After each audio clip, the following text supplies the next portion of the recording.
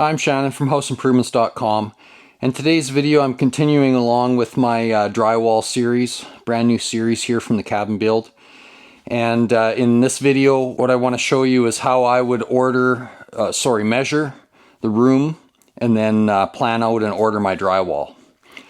So normally what I try to do is use as few butt joints as possible. So the butt joints is where the two sheets, the ends butt together, not the horizontal joints, but the ends. So what I like to do as much as possible is to order full sheets for a wall. Like we're in a bedroom, so a lot of times that's pretty easy, although I'm going to use some butt joints in here, more so for video purposes than anything. But so I'd like to eliminate as many butt joints as possible. So if your wall is 10'6", I would order a 12-footer for that. Yeah, you've got some waste, but a lot of times those little pieces you can use up in closets and those sorts of things. So anyways, I'm just going to kind of go through the process for you. So what I like to do in my planning stage when I'm ordering is I'll just draw either a little sketch of the whole floor of the house if I'm doing a whole floor, or just the room or whatever that I'm doing. So just a quick little sketch. In this case I'm just doing a little box. I've got a little closet in this room, so I just drew a closet, and we've got a door over here and a window over there. So just a quick little sketch, and that just gives me something to draw on, so that when I plan this all out, I can kind of look back too, because sometimes, especially if you're doing more than one room, the guys deliver your drywall, you've got a big stack of drywall there, and then you're like, oh yeah, where was I going to use this 10-footer and whatever, So you can kind of look back at your sketch, refresh your memory at where you were going to use what. So I've got my sketch. We'll look at this wall first. Now, this wall, when I measure it here, I think overall it's like 12 foot 10. Okay, so a 12-footer is not going to work. 14-footer would work, but it gets kind of cumbersome to bring a 14-foot sheet into a smaller room like this. So, and a 12-footer, basically puts me way over to here. Then I've got a butt joint tight in this corner, doesn't give me a lot of room to work with. So what I'm going to plan to do here is actually do an 8-footer to start with. So when I hook there, if my sheet started right against there, come over, center of this stud is 8 feet. So an 8-footer will work there in the top row. And then coming back from the other way, let's see what it would take. I'm basically just a couple inches short of 5 feet. Okay, so in that case, what I would do is mark on my paper here. So what I'd put here is an 8, and I'm just going to mark another 8 over there because I know I'm using another half of an 8-footer. Okay, so that's my upper sheets, my upper rows. Okay, then down here, I'm guessing a 10-footer is going to work. Yeah, it's just an inch. It's just an inch short of 10 feet. Okay, so again, I'll come back to my drawing and I'll just put a 10. I've got my upper sheets and my lower sheets, 2 8s and a 10. Okay, so that's that wall.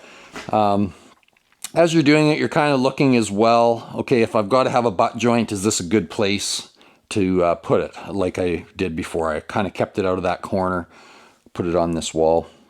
There's nothing else really there.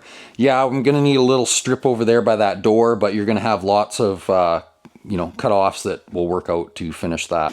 So now if I look at this other wall over here, now this wall I've got a window in it.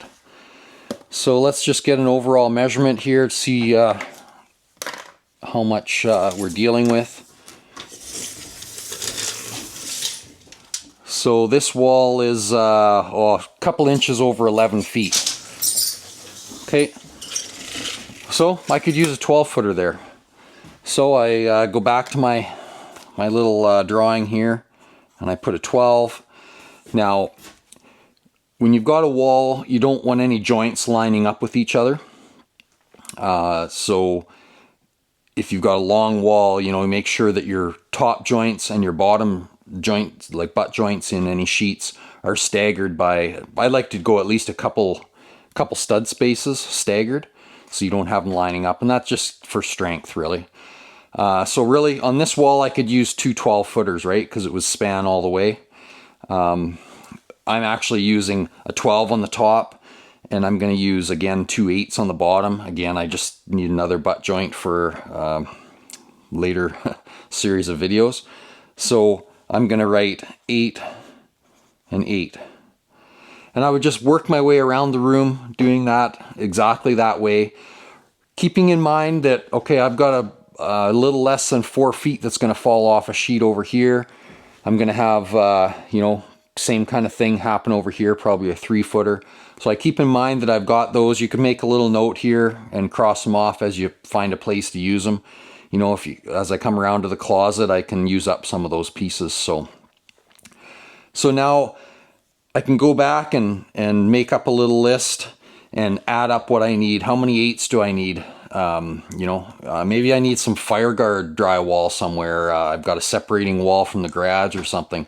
So you got to keep that all in mind. You know, I need so many 1/2-inch 8-footers, so many 1/2-inch 10s, 12s, and maybe I need some fire guard drywall too. So just make yourself up a list. It'll be really helpful. So when you phone in to order it, you can go down your list, knock it all off. If you're gonna get drywall mud and you know, maybe corner beads, tape, that sort of stuff ordered at the same time, you can do a rough calculation and kind of figure out what you need, or maybe you have it on hand already. But mark that all down, room by room. Then you can add it up, place your order, and you know, you're all ready to rock and roll. So I've got my drywall already delivered here. And like I said, this is a whole series on drywalling, and you're going to see lots of videos here. So please click the thumbs up, subscribe to our channel, houseimprovements.com. If you haven't subscribed, I'm not sure what you're waiting for, because honestly, we have a bazillion videos. Just go and watch them. This cabin series has been awesome. We're building this cabin right from the ground up. So we started the very first video. You see the track hose sitting on this lot digging the basement hole. So come and check it out. Like I said, please just thumbs up and subscribe.